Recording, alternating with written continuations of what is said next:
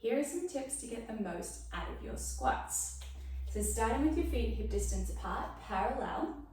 Imagine that you're pulling apart a piece of paper with your feet. So it's almost like your knees are turning out, not to the point where when you come down, your knees go wide. Okay, you want to keep them in line with your toes, but just to the point that you actually feel all the way down the sides of the legs and up into those lateral glutes activate. Okay, because otherwise the thighs will be doing all the work by itself, and quite often if we're not activating our hip flexors properly as well, then our knees end up taking the brunt of it.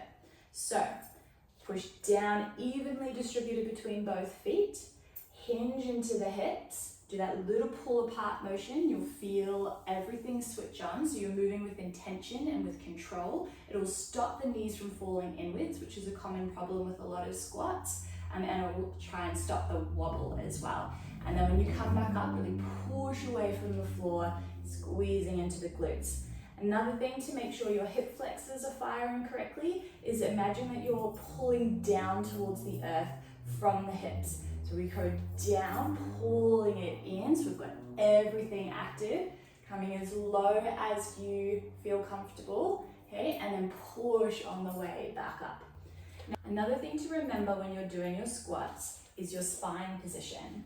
So don't round into the shoulders or stick your bum out, okay? So you want a nice open chest and coming into your squat with a neutral spine.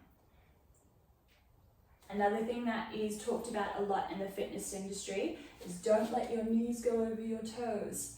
So we actually do need to have that mobility, okay, to be able to do this. It's a functional movement pattern.